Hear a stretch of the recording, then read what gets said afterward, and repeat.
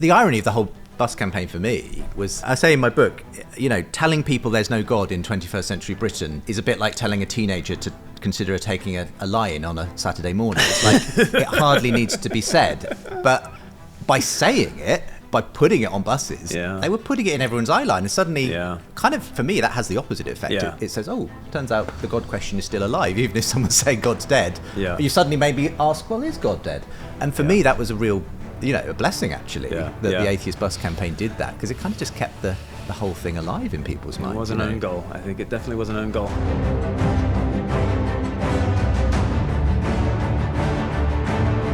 Hi, I'm Glenn from Speak Life. We like to see all things through the lens of Jesus. We're in a series called The Way Back. Is there a way back to Christian faith in our post-Christian moment? We happen to think so, and so does Justin Brierley, our guest for today.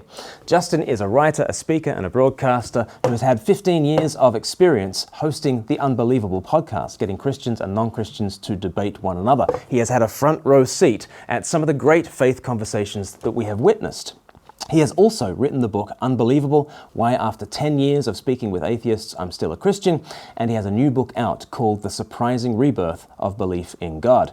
We talk about his books, we talk about atheism and the new atheism and the death of the new atheism and the meaning crisis and what is next for the Christian church in the world. It's a fascinating conversation. Let's listen as I talk to Justin Brierley. Thanks for joining me. Thank you very much, Glenn. Tell me, where are we right now? Well, right now, if you're watching on video, then we are actually at the top of Lambeth Palace Library, which has a glorious view over the Houses of Parliament behind us. And it's actually, we're here because you've kind of come along on a day that I'm filming and recording some episodes of a new podcast I've been involved in called Re-Enchanting, which is based here at Lambeth Palace Library. Very good. And with Re-Enchanting, I guess I said enchanting like an Englishman, but yeah, Re-Enchanting, it's dance, rhymes with romance. But with Re-Enchanting, you are wanting to say that we have been we are living in a time of disenchantment right now? I think so. And the cause for that, I would say, is multifaceted, but one of them is that we've lived in an increasingly secular age where everything is essentially being boiled down to natural causes. Atoms and electrons kind of ultimately explain all the things we used to think were enchanted about the world. And I think it's inevitable that has a knock-on effect on people, that they come to see the world in a different way than their forebears did. Yeah. And for me, one of the challenges in a post-Christian age is re-enchanting our culture, kind of tapping into why people would want this to be more than just a purely material phenomenon that we're living in. And that's sort of the aim of the podcast, is to, not necessarily just from Christians, but from a variety of people, get their sense of how we might go about sort of trying to re-enchant an otherwise sort of material, secular culture. And what is the need for re-enchantment? Because we have lived through a kind of a new atheist moment in which disenchantment was a good thing and only a good thing. And that as you subject religious beliefs to empirical analysis, they just sort of dissolve away into the ether. Good. Yeah. Now we're left with what's real, what's, empirical data, right? Disenchantment was, for those people, considered to be a good thing. Because it was sort of a disillusionment, or it was getting rid of our illusions. Right. But the funny thing is the word disillusioned usually means something negative, doesn't it? Yes. As well. And I think it's sort of the same with disenchantment. There's a positive side to that. If we're ridding ourselves of delusions, great. But sometimes we're also ridding ourselves of an awful lot of other things at the same time that we perhaps don't realise till it's too late. Right. And that can be problematic, and it's hard to know how to put the genie back in the bottle once it's out. Yeah. In your book, The Surprising Rebirth of Faith, is it? Belief in God. The Surprising Rebirth of Belief in God. You take some early chapters to talk about the new atheist moment. Is it too soon to call it a moment? I think it can be called a moment. I think most people acknowledge that it was a particular movement that had its heyday, arguably, in the sort of mid to late 2000s. But that to a large degree has fizzled out or is a shadow of its former self. It's not a sort of culturally significant movement at this point, even if it still exists in various corners of the internet. So for me, yes, I think we can call it a cultural moment. Yes, and so let's think about both its rise and its fall. Where do you think it came from in the first place? I think a few different points of origin. It's significant that it happened hot on the heels of 9/11, and I think that was a moment where religious extremism and fundamentalism was being seen as, well, this is obviously a bad thing for our world. Science shows you how to fly, religion flies you into buildings. That was the sort of mantra. It was also, I think, spurred on to some extent by other things going on in the culture, especially in the US, things like controversies over whether intelligent design should be taught in the classrooms. There was a lot of heat around that, and I think that's why a certain number of scientific voices like Dawkins and others became quite popular at that point, arguing for Darwin and for reason in the classroom and so on. But at the same time, I think there were a variety of factors that came together. So essentially, the early forms of social media and the internet, the blogosphere and so on, it helped a number of otherwise disparate atheists to suddenly find each other and kind of become a kind of an online movement. Whereas formerly, a few atheists scattered, in these Bible Belt parts of America wouldn't necessarily have had the means to come together. The internet gave them that. And so it felt like that was a significant part of it being able to grow into something you would call a movement. And then on top of that, you just had, some really good orators, people who were good at pounding that message in books, at, conferences, rallies, things like that. Yes. Dawkins, Hitchens, Dennett, Harris. And I think it all sort of just came together. And it wasn't that any of them, I think, baptized it with the term New Atheism. I think it was a journalist who did that. But it felt like, there's something new about this. Atheists are kind of getting it together and forming a united front. What do you think it did to you personally, Justin Brierley? So, we're roughly the same age. We're sort of coming out into the working world, and that starts to be the environment of how Christianity is discussed in the marketplace. Tell me what sort of Christian were you in the year 2002? Right. And you start hearing somebody like a Richard Dawkins say, it's a delusion, get over it. Mm-hmm. What do you think that was doing to your kind of Christianity at the same time?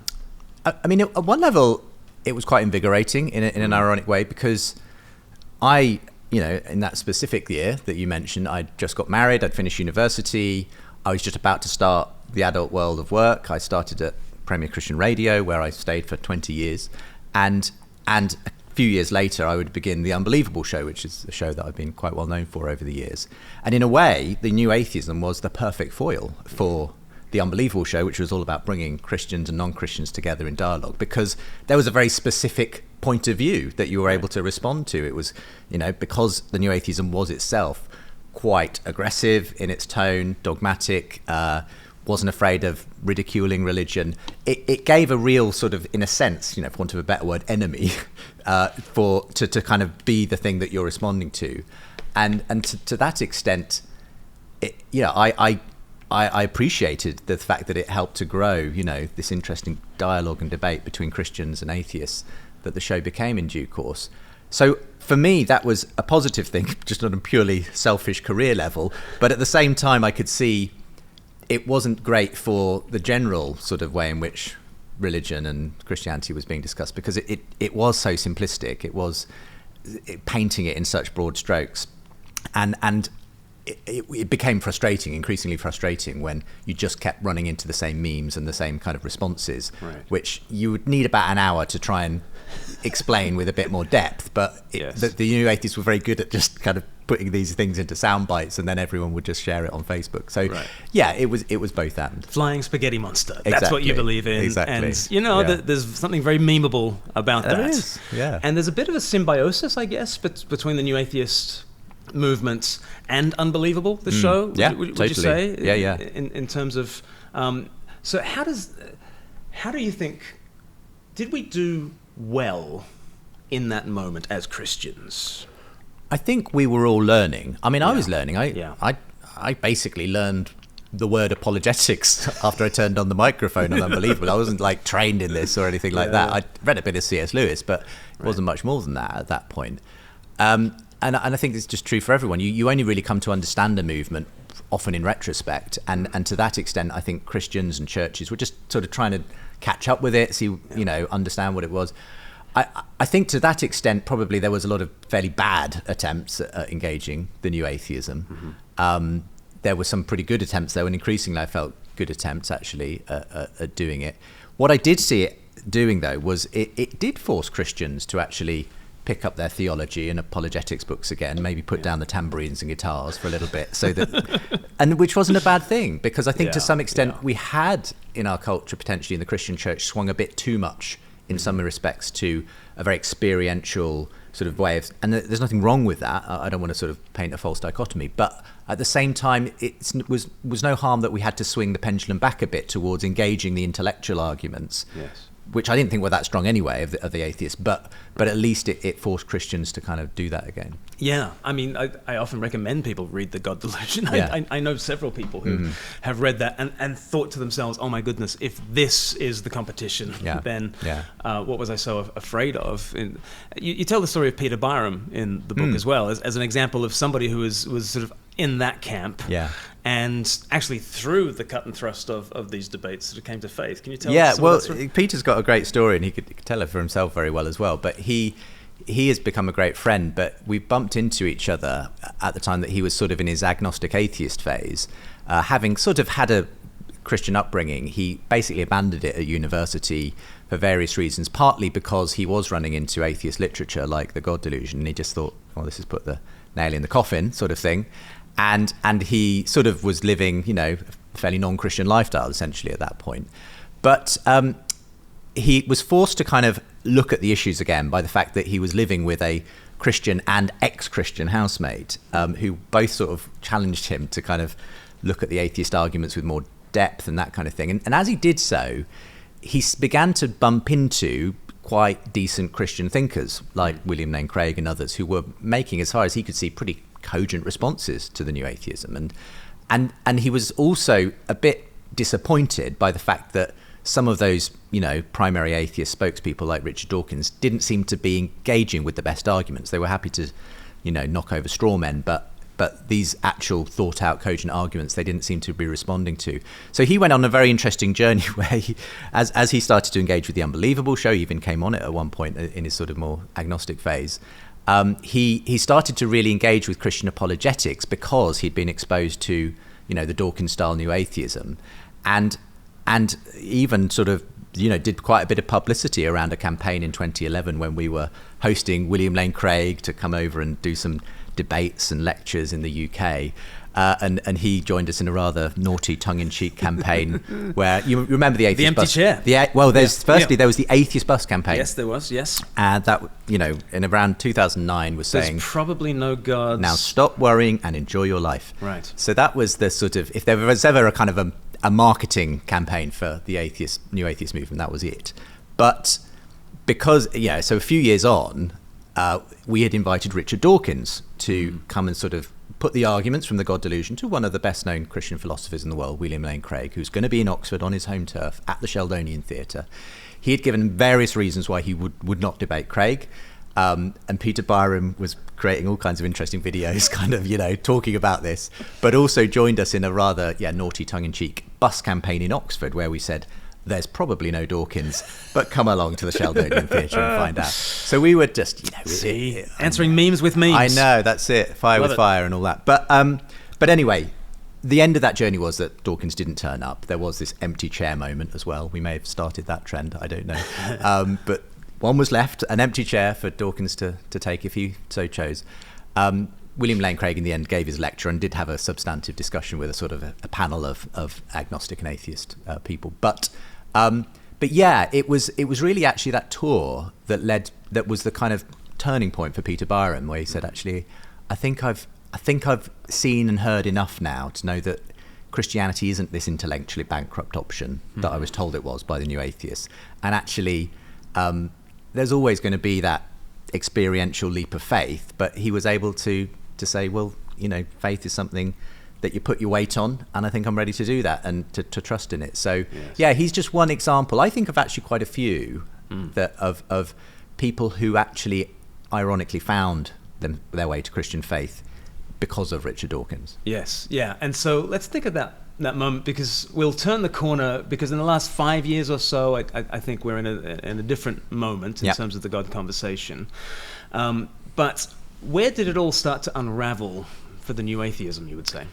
There's a really interesting story here, and it's a bit of an inside baseball kind of thing. You had to be sort of quite involved in watching the movement to be able to know some of the intricacies of what happened. But at one level, at a general level, I think you could simply say that the new atheist movement kind of lost steam because it actually didn't answer the fundamental questions people were asking. There's only so much science and reason can do for you, but it doesn't generate meaning and purpose and value in the end. I think people just discovered that for themselves, and I think it started to look kind of quasi-religious itself. It became quite shrill and dogmatic. It had its high priests and sacred texts, and heretics who were excluded if they differed from the materialist orthodoxy that it preached, and all of that. So I think there were lots of things going on that sort of contributed to the fact it began to fade and feel a bit passé. But then there's a whole other story about the way that within the new atheist movement it started to splinter and fracture and unravel, because if you go back to 2011, there was this particular moment called Elevator Gate. Rebecca Watson was a popular skeptical blogger, and she had just delivered a speech at an atheist conference in Dublin, where Richard Dawkins was also in attendance, where she had, spoken about the fact that the atheist movement, as far as she saw it, was a rather misogynistic, sexist movement, and that atheists needed to really consider what it looked like to the rest of the world, and the way that some of the female contributors were being treated. Anyway, about 4 a.m, after drinks at the hotel bar with some of the other speakers and so on, she got in an elevator to go back to her room and was essentially propositioned by one of the other people attending the conference, another guy. And, do you want to come back for a coffee to my room? We all know what that's code for. And she sort of said, no, thank you, and moved on. She then did a sort of video vlog about it afterwards and said, this is the whole problem. This guy, I'd just given this talk, and here I am, a single woman on my own in a foreign country, and I get proposition, this is the problem, guys, kind of thing. Now, that might have been the end of it, but then Richard Dawkins, in a discussion forum, decided to Richard Dawkins, he decided pouring to, oil on troubled waters. or petrol, in this case, on a fire. He basically wrote this very highly sarcastic sort of response blog entitled Dear Muslima, in which he parodied the fact that Rebecca Watson was dealing with someone asking her for coffee in an elevator versus the simple problems I have, of having my hands chopped off if I do something wrong in my highly religious culture. Yeah. So he was basically, saying, oh, for goodness sake, grow up. Someone just asked you for coffee. There's not a problem here. Look at other, the problems other people are facing. This, of course, just set the whole thing ablaze.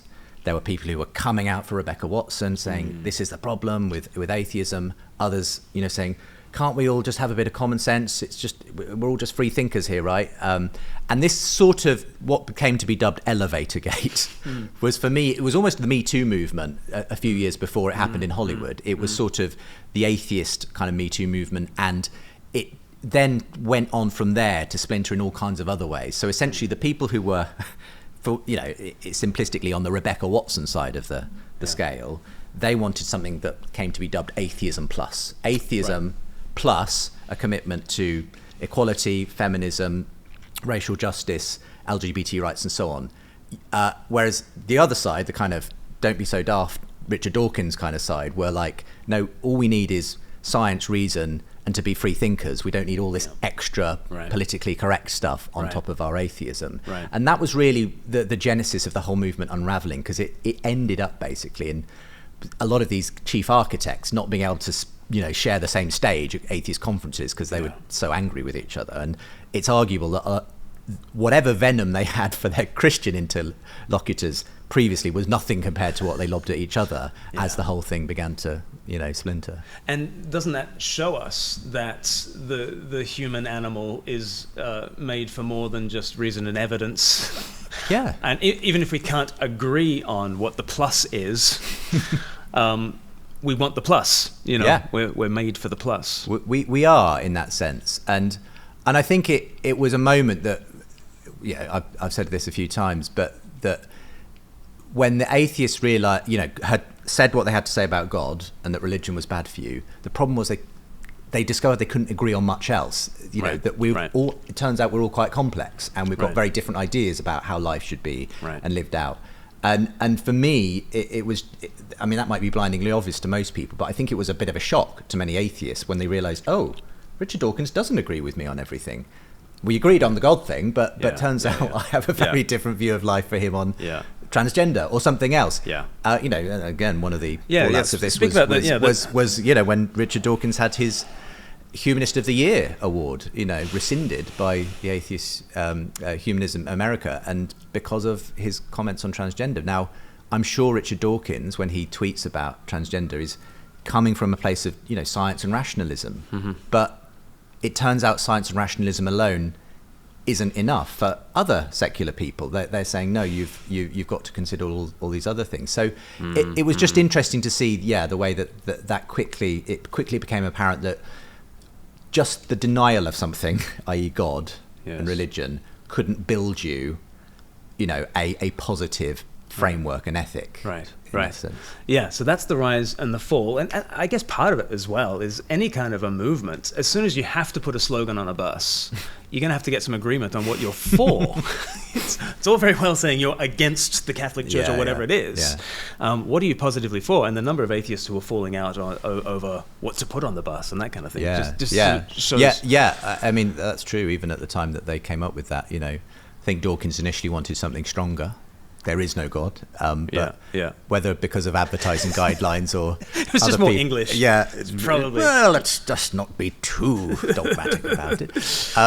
No, but in a sense, that's right. It was interesting. I mean, the irony of the whole bus campaign for me was, I mean, I say in my book, you know, telling people there's no God in 21st century Britain, you know, is a bit like telling a teenager to consider taking a lie-in on a Saturday morning. It's like, it hardly needs to be said. But by saying it, by putting it on buses, they were putting it in everyone's eye line. And suddenly, kind of, for me, that has the opposite effect. It says, oh, turns out the God question is still alive. Even if someone's saying God's dead, you suddenly maybe ask, well, is God dead? And for me, that was a real, you know, a blessing, actually, that the Atheist Bus campaign did that, because it kind of just kept the whole thing alive in people's minds. It was an own goal. I think it definitely was an own goal. So we thought about the rise and the fall of that particular moment, but that has not, the fall of the new atheism has not meant the renaissance, the revival of the Christian church. No. Where are we now? Yeah, so I think we're in an interesting place, and really, after sketching out the rise and fall of new atheism in the first chapter, really the rest of the book concerns itself with the way I think the conversation on God has changed, actually, in popular culture. And certainly it hasn't resulted in suddenly our churches are full and, you know, everyone's decided God exists and Jesus is his son. You know, we're still on this downward trajectory when you look at the polls in the Western church, at least. You know, more and more people not going to church, more and more people saying they have no religion, especially among millennials and Gen Z and so on. So, you know, when I've put this picture of my title of my book, The Surprising Rebirth of Belief in God, on Twitter, I've had dozens of atheists sort of tweeting below it, what are you talking about? Don't be ridiculous. You know, look at the statistics. And absolutely, couldn't agree more. But that's not the rebirth I'm talking. I'm not saying suddenly the statistics have been turned around.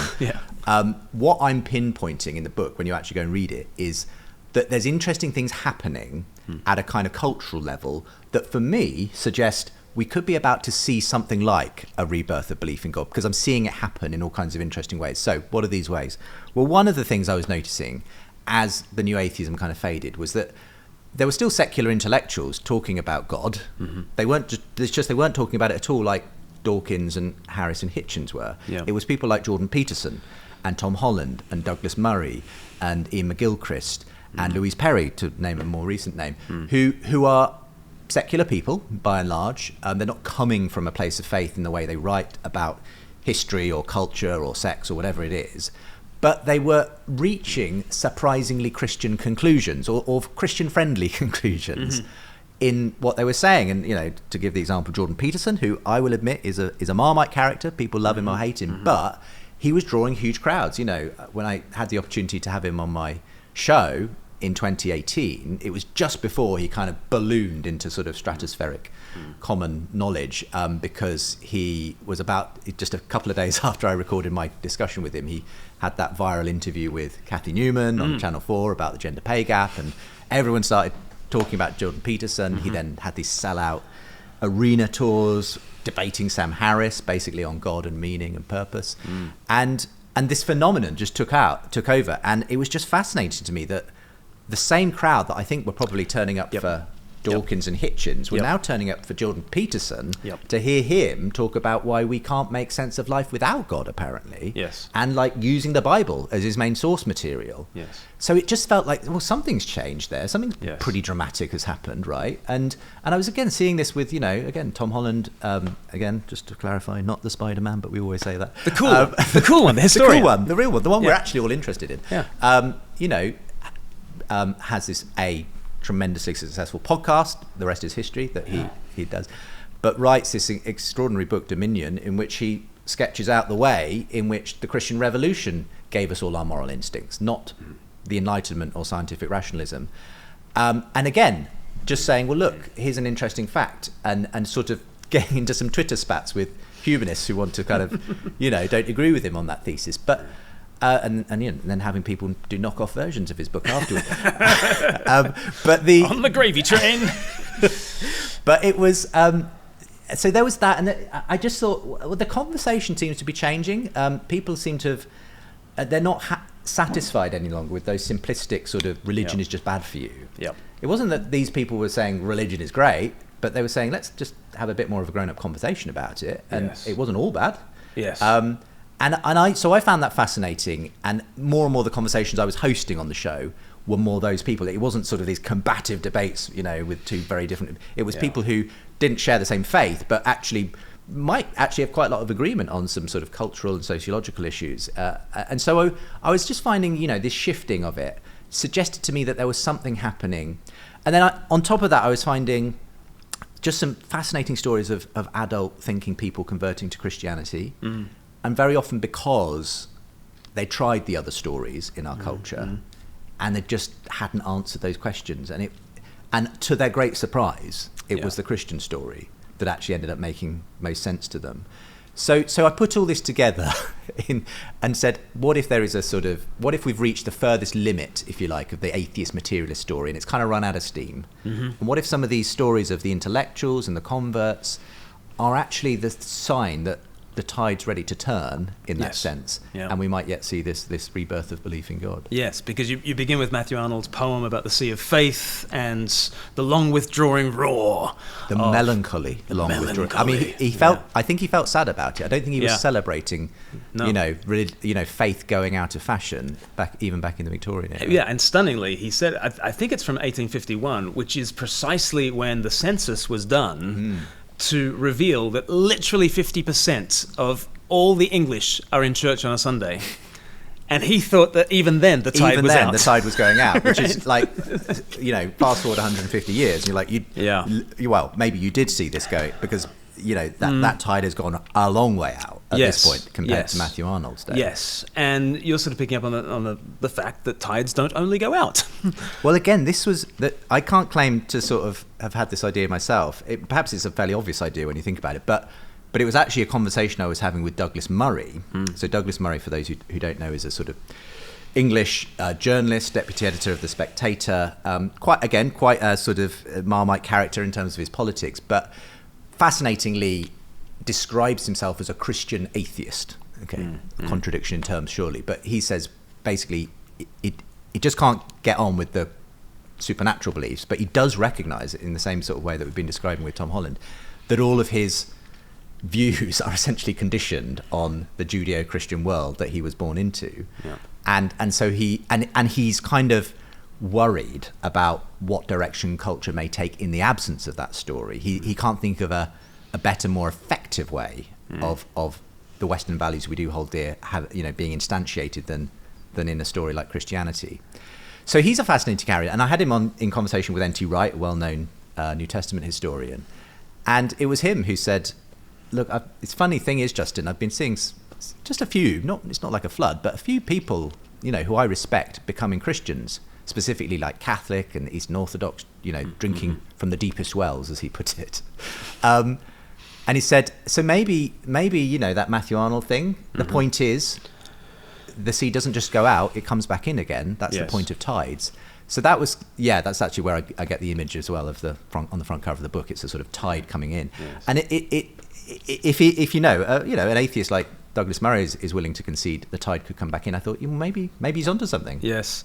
And I mean, there's a rich heritage of people thinking in those terms. I think back to Jonathan Edwards, the Puritan theologian in New England, and he spoke a lot about revivals, right? He wrote about 4 books on it, and one of the images he gives is of the moon, and he said that the moon is like the church, because the moon reflects the light of the sun is the light of the world, the moon has no light of its own, but it reflects that light into the world, and the church is meant to do the same with Christ, but sometimes it's a new moon, sometimes it's a full moon, sometimes it's waxing, sometimes it's waning, and so we had that idea about the church is stronger and the church is weaker.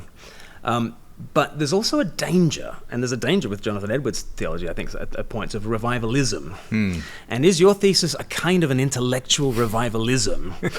Where by parallel, the more spiritual revivalist is always thinking it's just around the corner. This is the morning dew, and God's going to open up the storehouse and flood us with and people kind of live with this holy expectation and also this holy dissatisfaction with the current state of things. And one of the problems with that is you don't then just plod along with the basic work of Christian living and Christian preaching and just witnessing in the everyday because you're waiting for the flood. Yes. Is there a danger there? There's absolutely a danger of that, and I think I do avoid using the word revival. Though I do actually though spell out the fact that in a sense the history of Christendom has been of kind of revivals followed by the faith of that generation becoming the kind of calcified, worn out nominalism of the next before something else happens. You do get your Wesleys and your Whitfields and your Victorian revivals and everything else that sort of seems to breathe new life into Christianity at various points. So to some extent, when people point to, the growing secularism, of the 20th century and the fact we're now at this low point, I'm like, well, we've had low points before and something has happened. God has stepped in some way. Now, those have been, in a sense, those wham-bam spiritual revivals, but they've also been, they've also had their intellectual sort of side to them. It's not that it's one or the other. And I think we might be due for something like that. But every revival has also looked different from the last. And I don't think you can predict what the next revival will necessarily look like. I mean, people are saying that the last great revival in America was the Jesus Revolution of the 60s and 70s. Now, I don't know if that counts. But it was no one probably would have predicted that, just looking back at, Wesley and Whitfield's revivals. Can we predict what this next one will look like? Probably I haven't got it right. It's probably going to be other factors that make a difference. I think sometimes revivals really only happen when people are desperate enough. Right. And I don't think we've reached the desperation point, but I don't know, if there's some kind of economic crash, if there's some global war, I'm not saying we want any of those things to happen, but sometimes those are the extra factors that join with being tired of a certain materialist story that then do create the conditions for some kind of revival to happen. So I would love there to be a revival. The other thing is I'm always aware is that the church has often prayed for revival, but I think the reason God has often not sent revival is because it would be a disaster if it happened in the church, because the church isn't ready for it. It wouldn't know what to do with what that meant. And the problem is, even when we get a little taste of power so often and success, we make a complete mess of it in Christianity, don't we?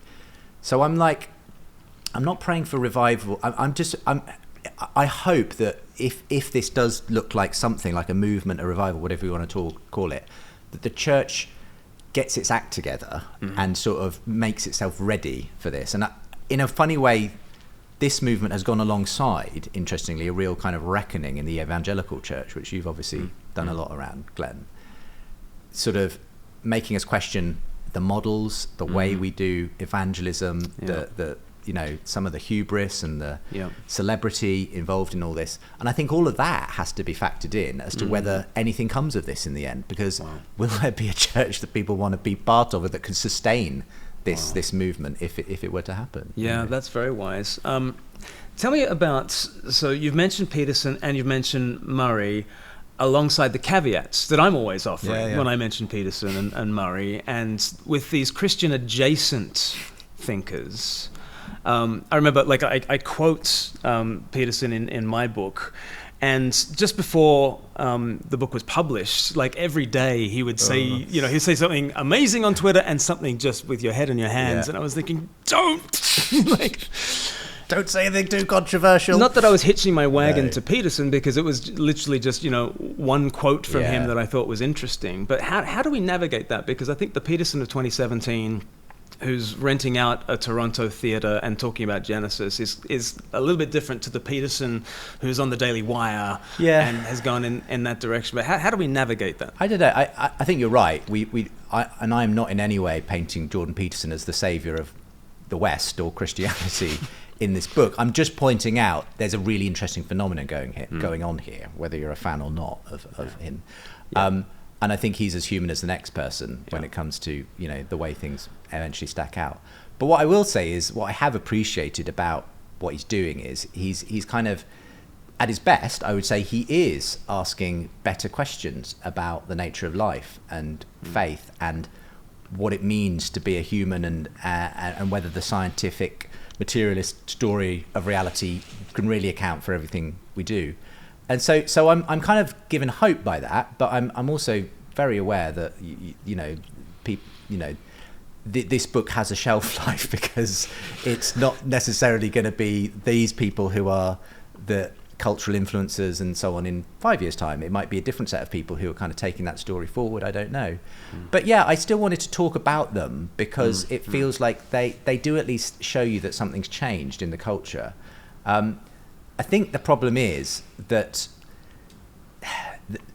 if we're depending on them, it's not going to happen. I think they're asking the right questions a lot of the time. They don't always have the right answers, because often it does just devolve into culture wars. It's like, yay for Judeo-Christian morality, but if it doesn't inform the way you're then going to have the conversation, if you're just going to become another clanging cymbal in the culture wars and this divisive, polarized society we're in, that's probably not going to actually be the answer. And the worry is when the church kind of joins in that to a degree. It's like, okay, we're just becoming another part of this picking sides. For me, Christianity recognizes the moment we're at, takes the good from what some of these folks are saying. I would kind of almost describe them as prophets from outside the church who are kind of reminding us what's going on, but then does something unexpected and Christ-like in the midst of all that, and for me, that's often where we can't maybe depend on the Petersons or the Murrays or whoever, as interesting and as they may be in some of what they say, they don't have the answers in that way. I've been very concerned at a couple of points where there are some people who have liked my book, The Air We Breathe, and I haven't wanted them to like my book because I think they've seen it as a tool in the culture war. Like, see, the West is Christian, the West is best, and to use that as a cudgel. And even though I say again, the West is not best, and Christ stands above our political divides, there can be that danger, I think, of people identifying movements in the culture and hitching the Christian wagon to it. And I guess we always want to kind of absolutely, and I think that's important, not to assume that any of these phenomenon are the final story on these things, that they're kind of maybe pointers in a certain direction. In that sense, I find more hopeful than a Jordan Peterson story. Another story I sketch out, a Paul Kingsnorth story in the book. So Peterson, there's been lots of speculation about where exactly he lands on the actual God question and that sort of thing. And to some extent, I'm like, well, that's between him and God in the end. We can sort of speculate to our heart's content on that. I'm glad that he's opening up the door, apparently, to a number of people to take Christianity seriously again. I think that's great. But then you look at Paul Kingsnorth, who's sort of, again, a really interesting, influential thinker, poet, writer, who's had this very dramatic, conversion to Christianity. He's, fully paid up sort of Christian at this point. And he's saying not dissimilar things a lot of the time, but I do get the sense that he's not just a culture warrior in that war. I really get the sense that he's seen something about Jesus, about Christ, that changes the way he's going to do that conversation, that's going to really make a difference to what the answer is. He knows that just intellectual arguments on social media are not going to be the way in which you win a culture war. There's a completely different way of doing it. Yeah, he's fascinating, and his story in the book and his interview here for Reenchanting was fascinating from that point of view. Let me just finish with that question. I've saved the most difficult question for last. This has all been warm up. Your podcast, Reenchanting. How do we go about that? Because it's one thing to describe the need. It's another thing to actually bring enchantment to disenchanted people. Where is help going to come from as we want to cast a vision for a re-enchanted world? Yeah. Well, I think it does help that we're able to talk about God a bit more easily than we used to be able to. I think we can. It's not across the board, but I do feel like some of these interesting new thinkers are helping to kind of reframe the discussion so that you've got a bit more chance of having a helpful conversation with someone than you used to. But that's not the whole story. I think in the end, there's the hard work of actually telling a better story to our culture. And that's going to be across all kinds of things. It can't just be people tuning into a podcast and hearing some two people talking about this. It's going to be through the arts. It's going to be through the imagination. And I think it was, I'm probably going to butcher this quote, but was it Blaise Pascal who said something like, make religion attractive, make good men want it to be true, and then show them that it is true. And I think with apologetics, we often try to do the second bit first. Just show people that the resurrection happened. Just show people through a philosophical argument that God exists. That won't land unless people want it to be true. And the way into that is through the imagination, actually, I think. And that's where what I've seen happening in a lot of these conversations and these new thinkers is that there's this real wistful desire that maybe the universe is like that maybe we have been sold a false story about reality, that actually everything that I love about the superhero movie story, maybe that's really the way life is, that it's not just a kind of illusion foisted upon us by a purely material process. And so for me, it's how do you get to that point of kind of showing people why they would want this to be true? And that's going to happen in all kinds of different ways. It's going to happen in a conversation you have about why someone loves their family. It's going to happen by telling the activists who you may disagree with even on their particular political ideology or cause, but to help them to see why they're so engaged in justice and equality issues.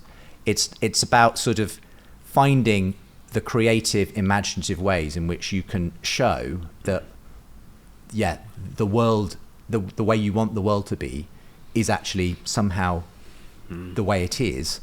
And here's a story that turns out makes sense of all that, the Christian story. Because again, one of the big themes in the book, and you're very familiar with this stuff too, Glenn, is that I think we're living in a culture which is desperate for a story to live by. It's just that since the Christian story went away, there's all these other stories popping up which people are trying to make sense of their lives from, but they're too small. You can't get what you're looking for. The God-shaped hole won't be filled by that story. It's the story that kind of undergirds all those other stories that will do it. And it's how do you inspire the imagination to show that story really did happen and it still makes sense of people's lives today. So I think there's lots of practical ways you can do that. It's not just through reading Dominion or telling your neighbour to read Dominion.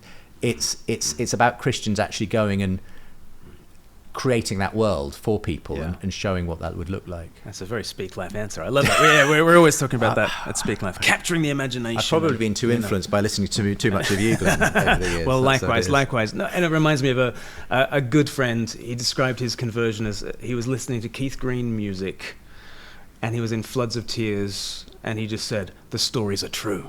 the stories are true. And I think that for me is like a beautiful depiction of what conversion really looks like when you've captured the imagination. But Justin, tell us where we can find the book, the podcast, and more of you. So the book comes out, I'm not sure when this interview will air, but the book comes out in September, and so you can pre-order it now.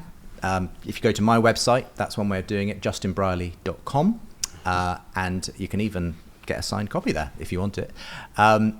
We're also in the process at the time of recording of creating a new podcast documentary series based on the book, which we're also hoping to launch around the time of the book in September. So look out for that. Again, The Surprising Rebirth of Belief in God. If you're a podcast listener, hopefully that will be landing in your feed soon as well. So those are things to do. Website, justinbrierley.com. Check it out when it comes out as a podcast. Yeah.